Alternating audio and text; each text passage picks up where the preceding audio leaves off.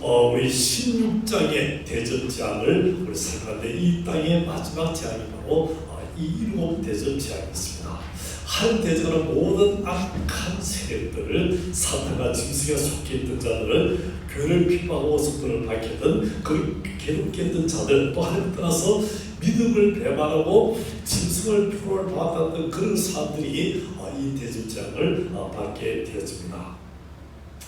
그럼 16장이 이 대전 재앙 직전에 무슨 일을 보여주셨습니까? 15장에 보니까 유리 바다 건너편에서 그 성도들이요 모세 노래 부르고 어린아이의 노래 부르고 그렇게 기쁨의 시간을 보낸 것을 보게 됩니다. 천하세상을 찬양하고 만왕 왕대신 우리 주님 찬양은 영적 전승자들의 영광스럽고 복된 모습을 보여주고 있습니다. 그것을 마지막 일곱 재앙은 우리 성도들과는 상관이 있다 없다? 우리 성도들과는 상관이 있다는 거죠. 우리 성도는 상관없는 그런 일곱 재앙인 것을 보시겠습니다. 그래서 우리는 어떤 자들이 되냐면 예수님과 하나님의 자녀된 자로서 반드시 영적 전쟁에서 승리한 자, 이긴 자들이 되어야 될 줄 믿습니다. 다시 한번 우리 처음으로 이긴 자가 됩시다. 이기는 자가 됩시다. 반드시 이긴 자가 되기를 주의 이름으로 축원합니다. 대충 그냥 예수 믿는 흉내 내고 그냥 교회 왔다 갔다 하는 정도가 아니고요. 이름만 장로, 이름만 목사, 이름만 권사, 이름만 집사가 아니고 참된 믿음을 가지고 나아갔을 때는 그런 자가 되어야 될 것입니다.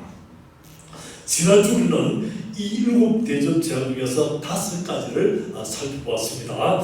첫째 대전으로 이 천사가 땅에 대접 쏟은 데 어떻게 일어났습니까? 짐승의 표를 받은 자와 또 우상에 기는 자들에게 악하고 독한 종기가 났습니다. 두 번째 재앙은요, 바다에 쏟았는데 이 바다가 죽은 자의 피같이 되고 바다 가운데 모든 생물이 죽었습니다. 이 바다는 이 사탄의 권세 안에 있는 모든 것을 말한다. 그래서 이 세상인데 하나님의 심판이 거의 임하게 됐습니다. 세 번째 재앙은요, 강과 물 그름에 쏟아졌는데 이것으로 더 구체적으로 바다가 악한 사탄의 세력과 또 그의 권세와 관계된 것이라면은 이 강과 바다는요, 강과 물건은 더 세부적이고 근본적인 성도들을 의도적으로 괴롭게 하고 악했던 그 모든 세력에게 얼마나 이름이 임한 심판을 보게 됩니다. 이 심판의 이유는요, 그들이 성도들과 선지자들의 피를 흘렸기 때문이다. 그래서 그 피값으로 그들이 이런 고난을 당하게 된다고 말씀드렸습니다. 네 번째 대접은요, 해에 이 대접을 쏟게 됐습니다. 그래서 해가 아무도 뜨거운데 그 해가 이 해에 대접을 쏟으니까 해가 막 불을 뿜으면서 이제 굉장히 뜨거워서 사람들을 태워 죽이는 그런 일들이 일어나게 됐습니다. 이때 이 재앙받는 사람들의 반응이 어땠습니까? 16장 9절을 보니까요, 오히려 그들이 하나님 이름을 비방하고 회개하지 않고 하나님께 영광을 돌리지 않았다고 말씀하고 있습니다. 우리 믿음의 사람과 큰 차이점이 뭡니까?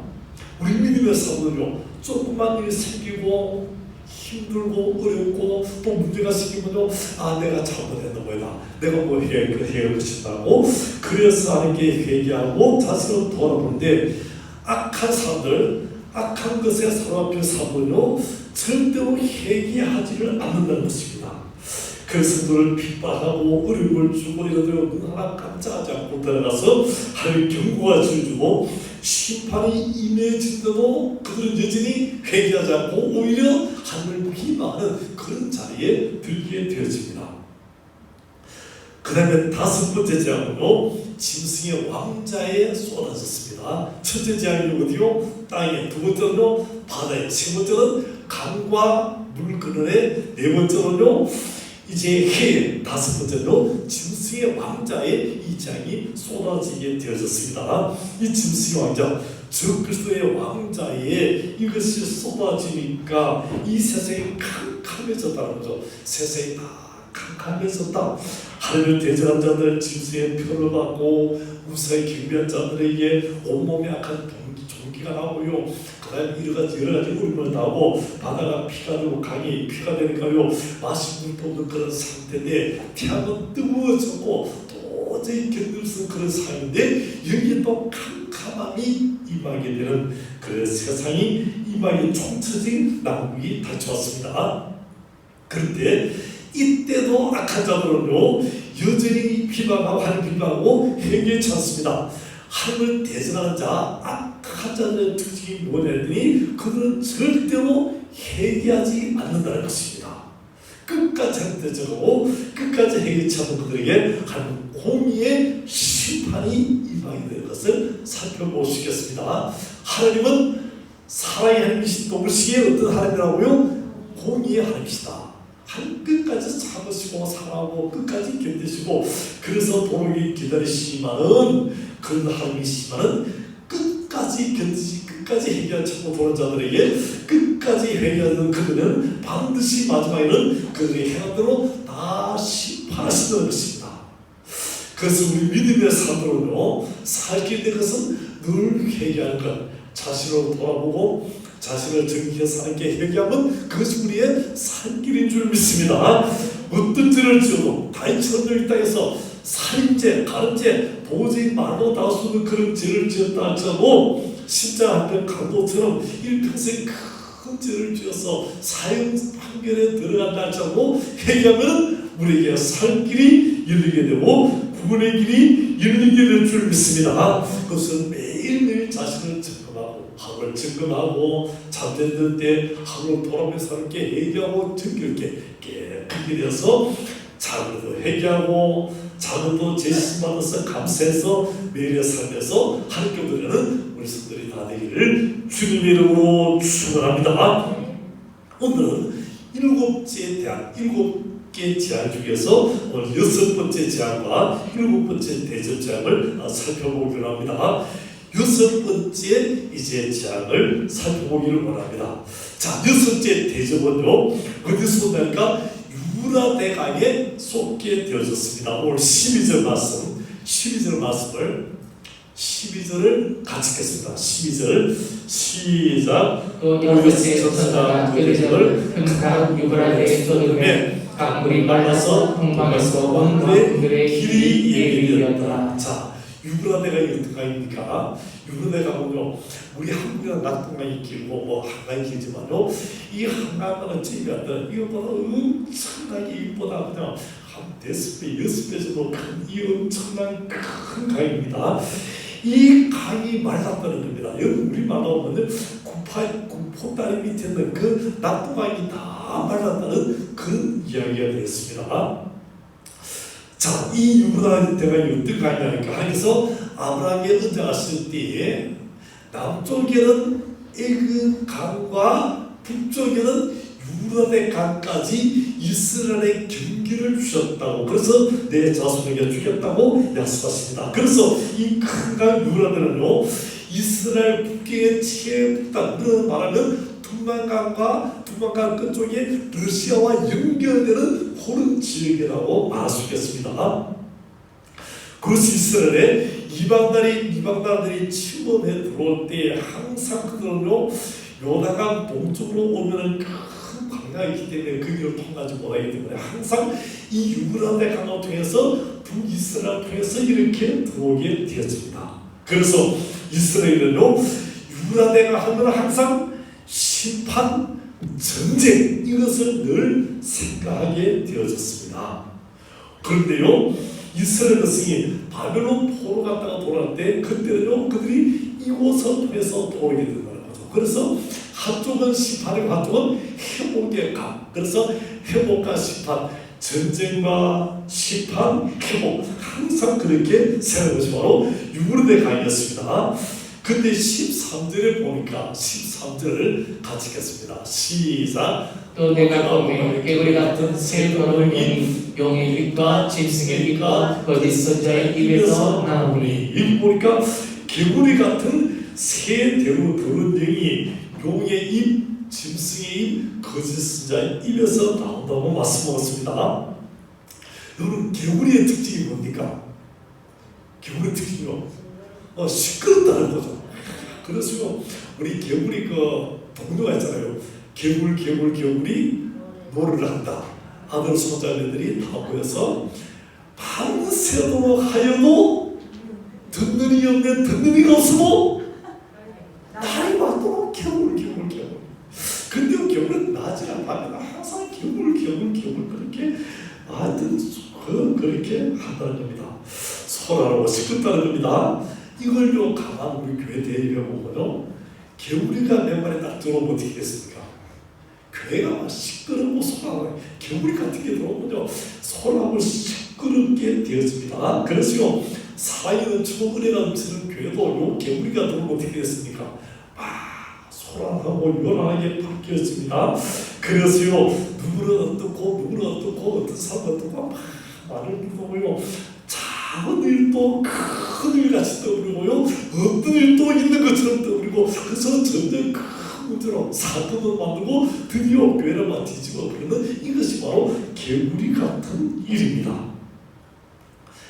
자, 그런데요 영적으로 더럽고 소란하고 성도들의 마음을 이간질시키고 교회 사랑의 마음을 다 없애버리고 성도들의 마음에 다 죄를 부는 이 개구리 같은 이런 것들로 참 좀 그래서 전도의 문을 가로막고 교회가 무슨 문제가 있어서 그렇게 만드는 것이 이 개구리 같은 더러운 일입니다.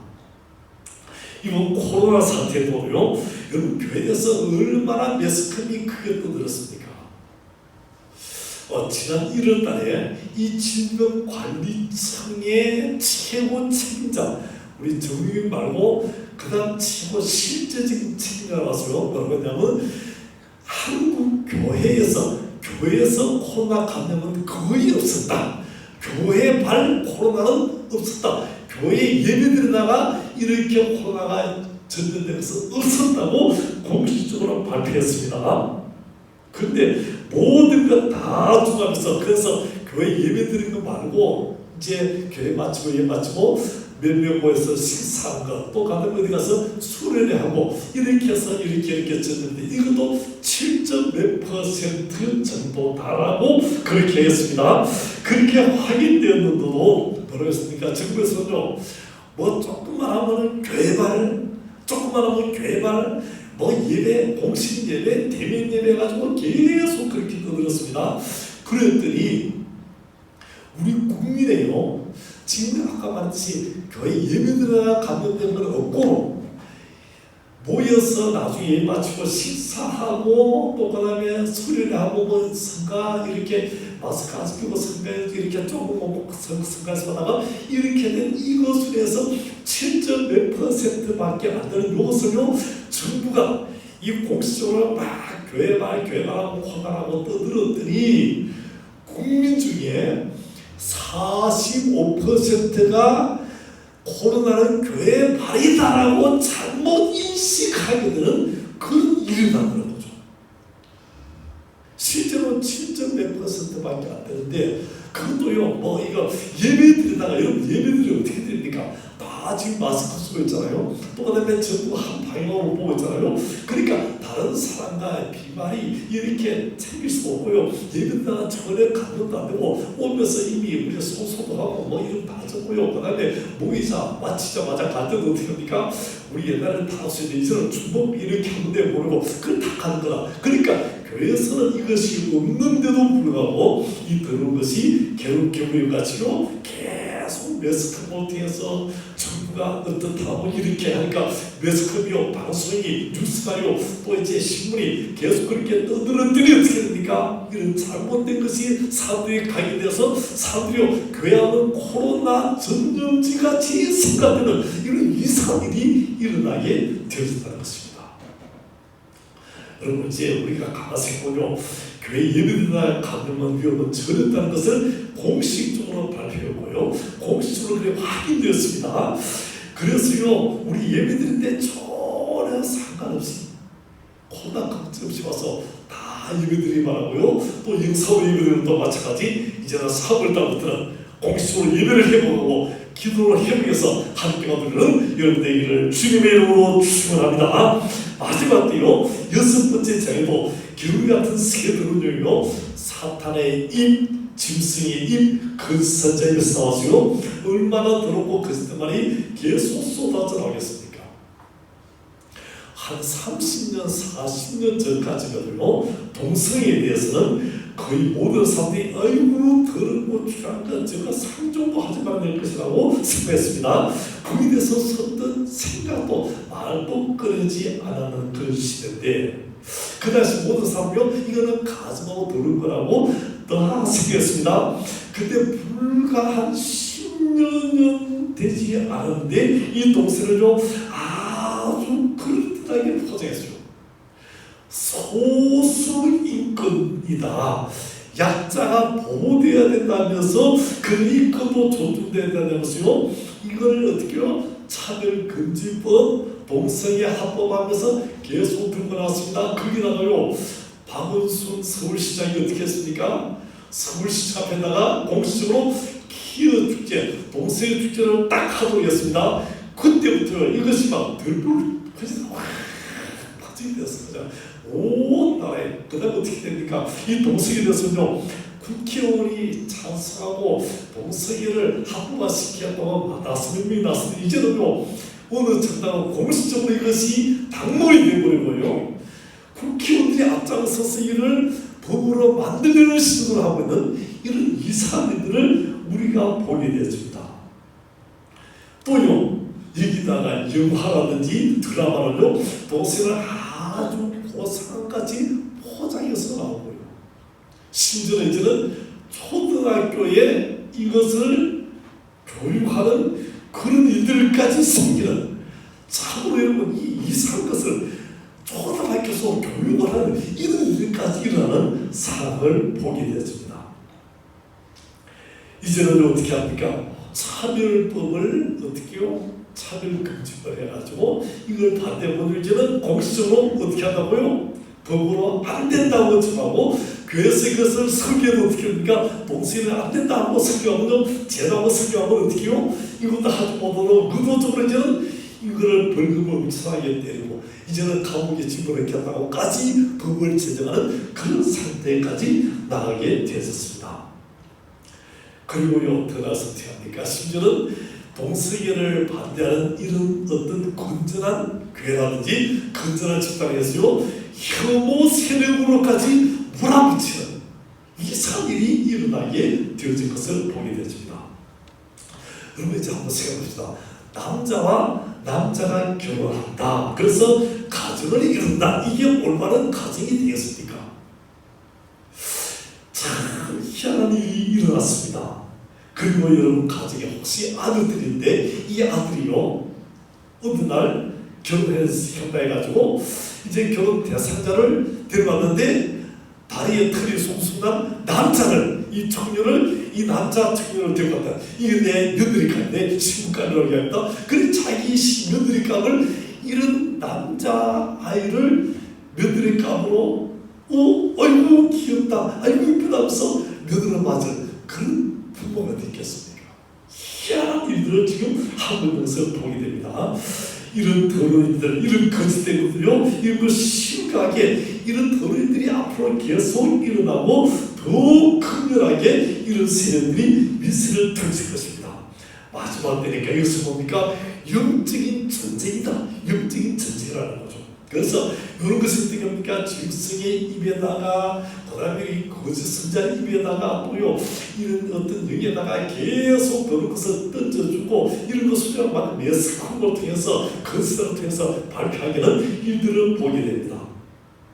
그것은 마지막 전쟁은요 물론 뭐 핵전쟁 뭐 이런 미사일 전쟁 그것도 되겠지만 더 중요한 것은 영적 전쟁이다. 진리냐 거짓이냐 이런 전쟁이라는 거죠. 거룩이냐 드론이냐 선이냐 악이냐 예수 그리스도냐 사탄이냐 이런 전쟁이 바로 마지막 때 큰 전쟁이 될 것입니다. 이런 더럽고 거짓된 경우에는요 우리가 진주로 무장되지 않으면 말씀으로 기도로 무장되어지면 결코 이길 수 없다는 것입니다. 그래서 우리 가르쳐서요 반드시 말씀과 기도로 무장해서 영적 싸움 승리하는 승리자가 다 되기를 주님의 이름으로 축원합니다. 그럼 여기서는요, 이 16장에서는 경우 같은 드러내기 용과 짐승, 거짓 선자가 이것을 나와서 하늘이 무엇이냐는 겁니다. 오늘 14절 보니까요, 14절 말씀 같이 읽겠습니다. 시작. 그들은 귀신의 영이나 이적을 행하여 온 천하 왕국에 가서 하나님 곧 전능하신 큰 나라의 있을 전쟁하여 그들을 자, 귀신의 영인데 뭘 했어요? 이적을 행해서 온 천하 왕들에게, 그리고 이적을 행하고 막 거짓을 할까요? 이걸 보는 왕들이 어떻게 했습니까? 우와, 저거 따라야 된다고. 그들 어떻게 한다고요? 그들을 다 전쟁해서 어디로요? 아마겟돈으로 다 모은다는 거죠. 이 거짓생이 개구리 같은 경우, 이 왕들은, 세상들은 다 전쟁해서 이적 행하고 왕들을 미혹했어요.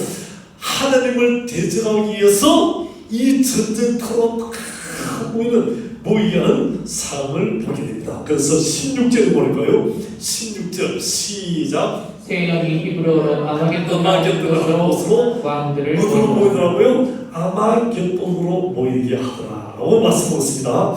여러분, 그래서요, 이 마지막, 이 온 세계의 마지막 전쟁이 무슨 전쟁인지 아십니까? 아마겟돈 전쟁이다. 여러분, 겟돈 전쟁입니다. 그래서 교회는 개하면 안 됩니다. 그래서 아마겟돈 전쟁은 아마겟돈 전쟁이다 라고 말합니다. 그래서 아마겟돈 전쟁은요, 영적인 전쟁의 동시에 마지막 전쟁이 될 것입니다. 그러면 이 아마겟돈은 어디고 이것의 의미는 뭐냐 하는 겁니다. 아마겟돈은요, 히브리어로 하다기 무기또, 하마겟돈, 아마겟돈. 그래서 히브리어는 하나 나오는데 헤brew어는 하나 나오고 아라고요. 하나 나오고 아 나옵니다. 그래서 아무겟돈 하다가 이게 아마겟돈입니다. 그러면 하는 뭐냐면 하는 언덕이다. 하는 언덕입니다. 무기또는 뭐냐니까 골짜기라는 이 이스라엘 유브라데 강을 지나서 거기 들어오면 이스라엘 쪽으로 들어오는데 큰 골짜기 있습니다. 그 골짜기를 통해서 이스라엘 들어오는데 항상 이스라엘 이방나들이요 이스라엘 측에 들어오는 그런 지역이고, 이것은요 역사상 큰 전쟁이 200번이나 나타난 거죠. 역사상 어마어마한 전쟁이 200번이나 나타났습니다. 그러면 이것은 골짜기인데, 무기또는 골짜기인데 왜 하에서 언덕, 하는 언덕이거든요. 이것이 왜 언덕이 되었느냐 하는 거죠. 처음에는 무기또 때 이렇게 나중에 오니까 거의 아마겟돈이 됐다는 거죠. 어떻게 골짜기가 이렇게 둥그렇게 돼서 이렇게 언덕같이 되었느냐 하는 요 이야기입니다. 무슨 이야기냐면 전쟁이요 200년 차례 큰 전쟁이 나타난 거죠. 고대 전쟁은 어떻습니까? 전쟁을 하고 나면 시체를 어떻게 합니까? 시체를 다 모아가지고 거기다가 흙을 덮죠. 흙을 덮고 쓸데없는 쓰레기가 다 모아서 흙을 덮습니다. 그래서 처음에는 골짜기였는데 한 번, 두 번, 세 번, 그래서요 한 200번 전쟁하다 보니 이게 어떻게 된다고요? 이게 이렇게 언덕같이 된 그런 지역이 바로 아마겟돈이라는 거죠. 그래서 아마겟돈하고 나오게 되어졌다는 것입니다. 그래서 이곳은 심판인데, 아마겟돈은 심판이고 전쟁이라 하는데, 이 전쟁터로 이 더러운 영이 어떻게 한다고요? 세세 왕들은 다 모여서 하나님을 대적하기 위해서 이들은 다 모이게 했다는 겁니다. 그래서 스가랴 12장 11절에 보니 이렇게 말씀이요. 같이 읽겠습니다. 시작. 그날에 예루살렘에 큰 애통이 있으니 무기또 골짜기 하나 들이몰에 있던 애통과 같을 것이다. 자, 무기또 뭐라고요? 무기또 골짜기라죠.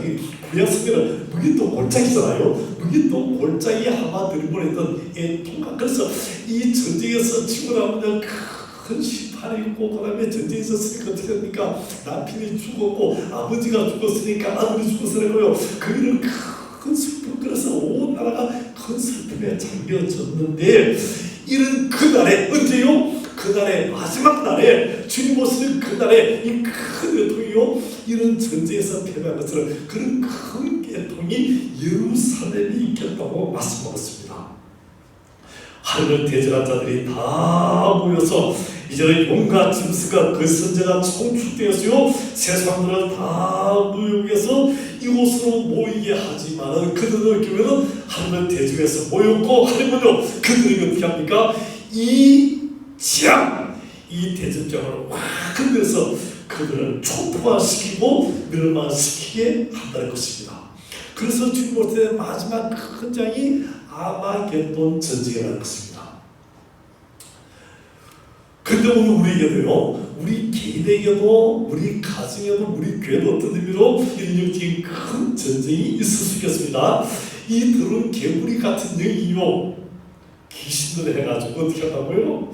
우리 성도들을, 우리 가정을, 우리 자녀를, 교회를 막 어지럽게 하고 파산으로 멸망으로 막 몰아치게 하는 이런 일들을 우리가 보게 된다는 거죠. 이럴 때 우리가 과연 어떻게 해야 됐습니까? 그래서 오늘 둘째로요, 깨어있으라는 것입니다. 깨어있어야 된다는 거죠. 우리가 전쟁할 때 편안히 옷을 다 벗고 누워서 편안하긴 하지만 갑자기 적이 쳐들어오면 어떻게 됐습니까? 이렇게 되면 다 죽을 수밖에 없다는 겁니다. 그래서 깨어있으라고 말씀을 주셨습니다. 그래서 오늘 말씀 15절 보니까요, 15절을 같이 읽겠습니다. 시작. 보라, 내가 도둑같이 오리니 누구든지 깨어 자기 옷을 지켜 벌거벗고 못하지 않으며 자기 부끄러움을 보이지 않으면 복이도다. 자기 몸에 주님이 어떻게 오신다고요? 보라, 내가 너같이 도둑같이 오리니, 도둑같이 온다고 말씀하셨습니다. 주님이 도둑같이 오시기 때문에 이렇게 깨어있어야 되지, 혹시 자기 옷을 지켜서 벌거벗고 다니자는 복이지만 주님이 도둑같이 오실 때 다 영적으로 무장 해제해버리고 아무것도 없이요 그렇게 벌거벗고 있다가 주님 오시고 어떻게 되냐는 겁니다. 그런 사람은 부끄러움을 당해야 된다는 거죠. 그래서 마태복음 24장 42절을 보니까 같이 읽겠습니다. 시작. 그러므로 깨어있으라. 어느 날에 너희 주가 임할지 너희가 알지 못하느니라. 깨어있으라고요. 어느 날에 주가 임할지 알지 못하기 때문에 도적같이 임하기 때문에 깨어있어야 된다고 말씀을 드렸습니다. 데살로니가전서 5장 1절과 2절 보니까 같이 읽겠습니다. 시작. 형제들아, 때와 시기에 관하여 너희에게 쓸 것이 없으면 2절요. 주의 날이 밤에 도둑같이 일 줄을 너희 자신이 자세히 알기 때문에. 자, 믿음으로 깨어서 못했다고요? 주의 날이 밤에 도적같이 오기 때문에 이걸 잘 알기 때문에 깨어서 무장으로 준비하고 주님 오실 날을 잘 준비하는 그런 사람이 된다는 것입니다. 그러면 이 영적 전쟁에서 깨어야 될 중요한 이유가 있습니다. 첫째로 주님 오실 날이 너무나 가까웠기 때문에 우리가 지금 이제 깨어 있어야 된다는 것입니다. 우리가 이 시대를 봅시다. 모든 징조가 주님 오실 날에 징조인 것을 보게 됩니다. 우리들이 첫째 기근과 지진과 난리와 난리의 소문들이 나죠. 그래서 우리 치료를 너무 많이 살펴봤기 때문에 기근에 대해서 살펴보기를 원합니다. 그저께 뉴스를 보니까 여러분 우리 식당에 가면 공기밥 한 그릇이 얼마죠? 공기밥 한 그릇요. 저는 하는데 이제 이것을 1,500원으로 올릴까 하고 지금 이제 검토 중이라는 거죠. 여러분 공기밥이 1,000원, 대개 식당 가면 그렇게 보는데 이걸 1,500원 올린다는 겁니다. 이거 참 어떤 의미로 보니까 이거 참 어렵다는 거죠. 그 다음에 또 보니까요, 지금 현재 햇반 가격도 올리고 양가지 햇반들도 다 올리고 심지어는 라면 가격까지 다 10%에서 15% 올리겠다고 지금 이야기하고 있습니다. 다 올리겠다는 겁니다. 그러면 왜 그러냐니까 이산기후를 해가지고 이렇게 풍년이 안 오고 흉년대가 되었다. 그래서 이렇게 곡식이 제대로 안 됐기 때문에 다 곡식값을 올려야 되겠다고 이야기한다는 겁니다. 기운이라는 거죠. 우리 지난 1월 달에 온도가 영하 12도, 부산에서 영하 12도 되었습니다. 근데 2월 달에는요, 저 지난주에 영상 19도를 찍었어요. 그러니까 영하 12도, 19도요. 겨울인데 몇 도 차이요? 30도 차이 나도록 이런 이상기온이 일어나가지고 지금 현재 온 세계가 이상기온으로 어려움을 당한다는 겁니다. 거기다가 지금 이제 세계적으로 유례 없는 전염병으로 지금 현재 온 사람들이 다 마스크 쓰고 있잖아요. 우리 평생 이런 일이 있습니까? 이런 일이 전혀 없을 때 이 전부 다 마스크 쓰고 다니는 이런 일이라고 또요 백신을 맞는 것들이 일어나고 있는 것을 보입니다. 이 전염병이 마스의 큰 징조, 이 하루에 15종.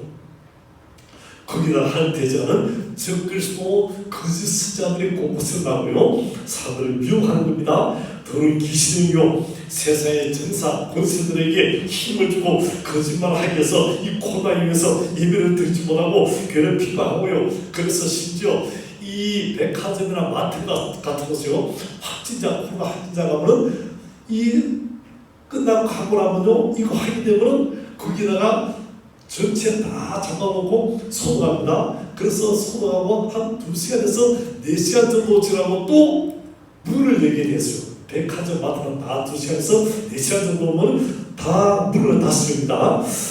그러면요, 여기는 사람들이 매일 다니고 매일 오가고 언제든지 오가는데 교회는요, 일주일에 한 번 여기서 예배드리는데 여기서 만약 확진자가 다녀간다면 어떻게 합니까? 방역하고 나서 다시 예배드릴 것이 아니고 2주 동안 폐쇄하게 되어 있습니다. 이게 뭡니까? 상식이 안 맞는 법이죠.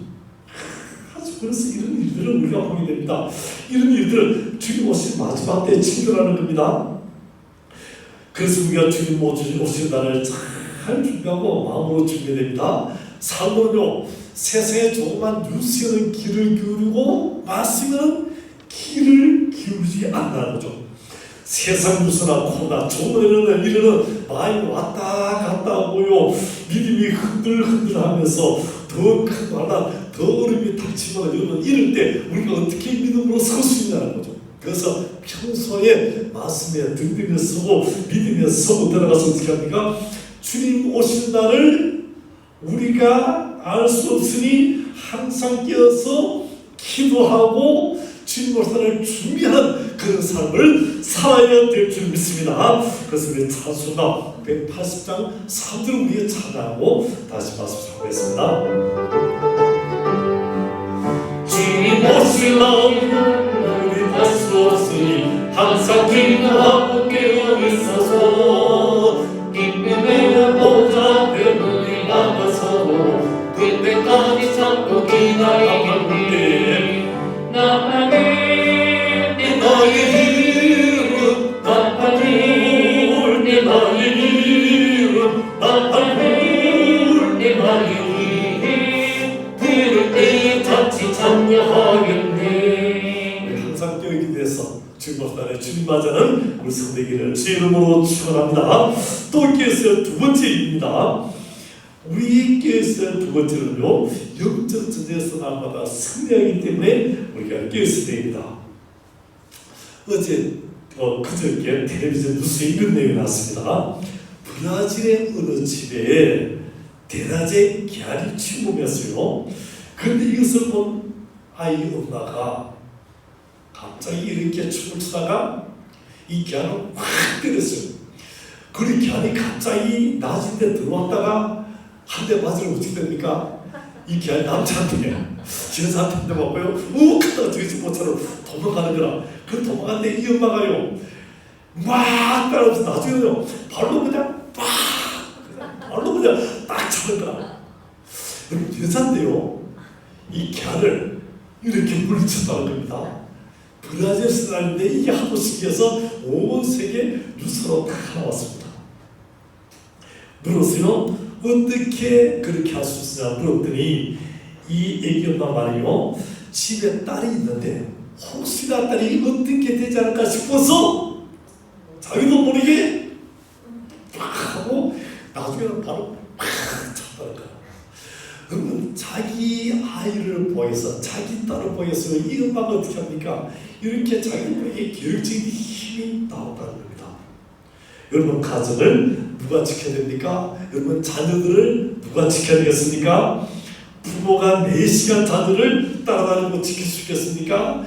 우리 부모가요, 자녀를 걱정하고 자녀의 미를 걱정하고 자녀를 4시간 이렇게 해야 되겠는데 4시간 따라다니면서 지킬 수가 없다는 것입니다. 누가 지켜야 되겠습니까? 전능하신 하나님이, 능력의 하나님이 그 그 강력한 힘으로 우리 가정을, 우리 자녀를, 우리 세금을 지켜주셔야 될 줄 믿습니다. 그러면 가만히 있으면 지켜줍니까? 어떻게 된다고요? 하나님께 기도해야 된다는 거죠. 기도해야 된다는 겁니다. 그래서 내 신앙을 위해서 기도하고, 가정을 위해서 기도하고, 자녀를 위해서 교회에서 우리가 항상 깨어서 기도해야 될 줄 믿습니다.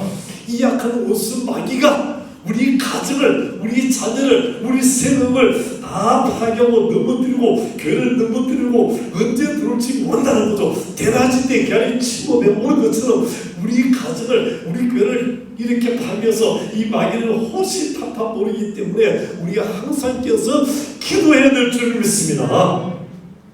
우리가 생각으로만, 말로만 기도해야지만 하는 것이 아니고 정말 깨어서 기도해야 되겠습니다.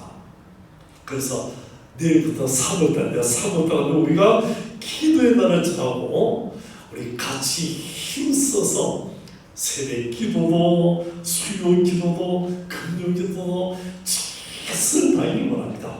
우리 가슴을 영적으로 깨어서 기도함으로 매일매일 승리하고 마지막 날 주님 오실 때 그 영광의 승리로 하나님께 얻으려는 우리 성도들이 다 되기를 주님의 이름으로 축원합니다.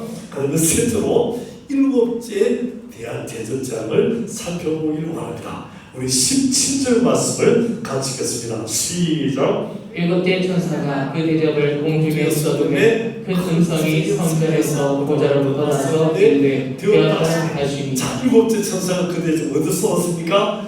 공중에 쏟았다. 그 다음에 18절로 시작. 번개와 음성들과 노래 소리가 있고 또 큰 지진이 있어 얼마나 큰지 사람이 땅에서 오르기로 이같이 큰 지진이 자, 없었다. 하나님께서 어떻게 번개, 음성, 물의 소리, 또 큰 지진, 그래서 땅에 이런 지진이 없어요. 가장 큰 지진이었습니다. 19절로 시작. 큰 성이 세 갈래로 갈라지고 만국의 성들도 무너지니 큰 성 바벨론이 하나님 앞에 기어가시며 그의 맹렬한 진노의 포도주 잔을 받으며 큰 성이 세 갈래로 갈라지고 만국의 성들도 다 무너지고요. 하여서 진노의 포도주를 이제 이 공중에 쏟아부었다는 겁니다. 20절로 시작. 악성도 부서지고 사람도 반대로 산도 다 가지고 있습니다. 21절로 또 무게가 한가라 드나드는 큰 부각이 하늘로부터 사람들에게 들리니 사람들이 그 부각의 재앙 때문에 하나님을 비방하니 그 재앙이 심히 크리라. 자, 큰 우박이 뜨는데 이 우박이요 무게가 얼마 된다고요? 한 달란트. 여러분 한 달란트 무게 얼마 되죠 이게? 이게요 60kg 되는 그런 우박입니다. 하나 우박 하나가요. 여러분 우박이 요만한 우박 떨어져서 맞아 죽잖아요. 그런데 쌀포대 20kg짜리 3개짜리들이 이런 큰 우박이 떨어지면 어떻게 되겠습니까? 이거는 뭐 말로 나올 수 없는 그런 큰 진화를 겁니다. 자, 그러면요 이 대접장이 어디 쏟아졌다고요? 공중에 쏟아졌다. 자, 첫 번째 대접장 어디 쏟아졌습니까? 땅에. 두 번째는요 바다에. 세 번째는 광과 물 그늘에. 네 번째는요 해에. 다섯 번째는요 짐승의 보좌에. 여섯 번째는요 유브라데 대강에. 그다음에 마지막 7번째는요 지금 공중에 쏟아졌다고 말씀하셨습니다. 그럼 이 공중이 어디냐 하는 것입니다. 예배소서 2장 2절에 보니까 예배소서 2장 2절 시작. 그때 너희는 그 가운데서 이 세상 풍조를 따르고 공중에 권세 잡은 자를 따랐으니 곧 지금 불순종의 아들들 가운데서 역사하느니라. 불순종의 아들들 가운데서 사는 영혼은 사탄입니다. 사탄이 어디입니까? 공중의 권세, 공중의 권세, 사탄의 권세가 미치는 곳이 다 이렇게 공중이라는 겁니다. 물리적인 대리적인 공중이 아니고 사탄의 권세가 다 미치는 곳을 공중이라고 말하고 있습니다. 이 권세를 어둠의 영들 사탄이 딱 붙잡고 있다는 것입니다. 이 사탄의 모든 영역에 하나님의 대접 마지막 재앙이 어떻게 해요? 지금은 땅에, 그 다음에 바다에, 강에, 그 다음에 적그리스도에게, 그 다음에 유브라데스 강에 뭐 이렇게 다 내려지고 마지막으로 이 사탄의 이 공중에 이 사탄의 권세자는 거기에 직접적으로 하나님의 이 마지막 대접이 내리고 있습니다. 그래서 이 대접이 딱 내릴까요? 보좌로부터 음식이 났습니다. 뭐라고요? 되었다. 뭐라고요? 다 이루었다. 끝났다는 겁니다. 마지막 작업, 사탄의 권세가 다 끝났다. 이제는 이 마지막 작업을 통해서 이 사탄의 권세가 완전히 다 끝날 것을 말해주고 있습니다. 그럼 이때요 19절에 보니까 19절로 다시 봅니다. 19절 시작. 큰 성이 세 갈래로 갈라지고 각 성도도 무너지니 큰 성 바벨론이 하나님의 기억하시며 그의 맹렬한 진노의 포도주 잔을 자, 큰 성이 큰 성은 요 바벨론 성이고요. 이 바벨론 성이 몇 갈로 갈라졌다? 이것이 세 갈로로 갈라졌다는 겁니다. 이 세 갈로로까지 완전히 다 갈라졌다는 거죠. 그럼 바벨론 성은 뭘 가리킵니까? 우리 구약에 보니까 하늘을 떠난 사람들이요, 하늘을 떠난 사람 대적하기 위해서 우리를 내고 흩어짐 내려져서 바벨탑을 쌓았습니다. 하늘을 대적하기 위해서 쌓은 성이 뭡니까? 바벨성입니다. 이 바벨론 성은 이 큰 성 바벨론이요, 큰 성이 하나님께 기억하신 건데, 다시 말하면 하나님의 이 사탄의 가장 핵심부, 중심부 바벨론 성 한때전에 이 공중에서 작업자가 다 잡았는데 이 가장 핵심부 사령부 여기다가 어떻게 하나님의 진노전이 쏟아지고 거기에 하나님께서 어떻게 합니까? 이제는 그 성을 갈라지게 만들고 맹렬한 진노가 임하게 됩니다. 그래서 맹렬한 진노로서 그 아이의 죽으신 후에 하나님의 강력한 마지막 심판이 임하게 된 것을 볼 수 있겠습니다. 하나님은 모든 악한 사탄의 것이와 그의 모든 악한 것들에 대해서 마지막 하나님의 진노의 잔을 마지막 대심판의 이 사탄의 중심부 바벨론 성에 쏟게 되어집니다. 그것을 그 내용, 번개, 음성, 우리의 소리, 하나님의 모든 권능을 다 통해서 전하시며 그 권능을 다 통해서요 가장 큰 이 땅에서 나타나는 우리 지진 같은 이런 큰 천하장을 내리고 마지막으로 60km 되는 이런 큰 문화가 되어서 완전히 멸하는 것을 볼 수 있겠습니다. 애굽에서 이스라엘에서 나오고요. 그 마지막 제 앞에 보니까 아무리 앞에 우박장이 있었죠. 그래서 애굽의 모든 단계 다 그냥 우박이 다 죽게 된 것을 보게 되는데 이 마지막 장도 마찬가지로 하면서요. 이 우박장을 통해서 마지막 대심판하고 악한 세력이 완전히 총탄된 것을 볼 수 있겠습니다. 자, 그러면 이런 하나님께서 마지막 심판 내리실 때에 마귀를 따라가고 이 악한 것을 따라가는 그런 사람들, 악한 사람들의 반응이 나타납니다. 그 악한 사람들이 이게 돼서 뭐라고 하느냐? 21절을 보니까요. 우리 21절 다시 읽겠습니다. 시작. 또 무게가 한 달란트나 되는 그 두박이 하늘로부터 사람들에게 내리매 사람들이 그 무박의 재앙 때문에 하나님을 비방하니 그 재앙이 심히 크리라. 여기 이런 재앙 나오면 어떻게 했습니까? 정신이 있고 올바른 사람에서 야 하나님의 심판 보니까 회개하고 빨리 회개해서 살길 찾아야 되겠네 하는데 이 사람은요 회개하지 않고 오히려 어떻게 합니까? 하나님을 비방했다고 맞습니다. 하나님을 비방했다는 거죠. 여기서 참 놀란 것을 보게 됩니다. 여기서는 어떤 재앙보다도 무섭고 파괴의 재앙 한 가지를 또 못 쓰겠습니다. 그것은 그러니까 사람들의 영혼에 임하는 재앙이라는 겁니다. 우리 삶에서도 회개하면 살 길이 있나?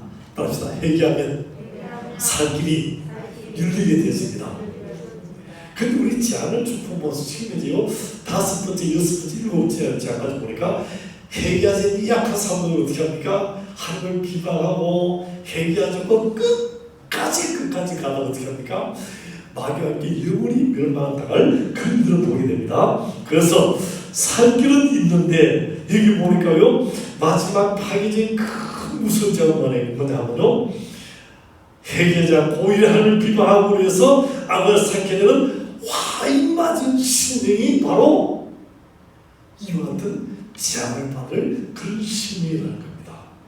멸망의 나락으로 완전히 떨어지는 재앙 중에 큰 재앙과도 회개하지 않고는 화인 맞은 심령이 바로 이런 큰 마지막 재앙 마귀와 함께 그들에게 임하는 재앙이 되겠습니다.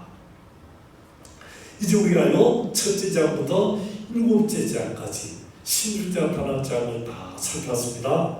근데 이 장은요 우리와는 상관이 있다 없다? 우리와는 상관이 없는 장인 줄 믿습니다. 그러면요 우리는 참된 믿음의 자녀들은 이미 어떻게 됩니까? 유리 바닷가에 서서 유리 바닷가에 서서 수제 같은 밝은 유리 바닷가에 서서 모세의 노래를 부르고 은양의 노래를 부르고 하늘을 찬양하는 이 영광의 자리에 다 있다고 말씀드렸습니다. 자 그러면요 이 자리에 들기가 우리 조건이 있다는 겁니다. 뭐냐니까 주님 오실 날이 마지막 때인데 언제 주님 오실지 모르지만은 밤에 한밤에 영적인 깊은 잠에 빠졌을 때 세상의 권세가요 코로나 때문에 예배드리지 못하게 하고 세상 같은 상황들이요 예배드리지 못하게 하고 박해를 주고 핍박을 주고 미움을 주고 어려움을 주고 화를 줘서요 예배드리지 못하고 그래서 영이 다 잠자게 하고 기도하지 못해서 영이 잠자게 하고 깨어있지 못하는 그런 상황인데 이럴 때는 하나님요 우리 하나님은 항상 깨어서 믿음으로 준비해야 될 줄 믿습니다. 따라합시다. 믿음으로 깨어서 기도하며 준비하겠습니다. 그 다음 두 번째로요 우리 매일매일 삶이 영적인 전쟁을 알아야 된다는 거죠. 마지막 큰 장으로 다른 전쟁보다 더 중요한 건 영적인 장이다.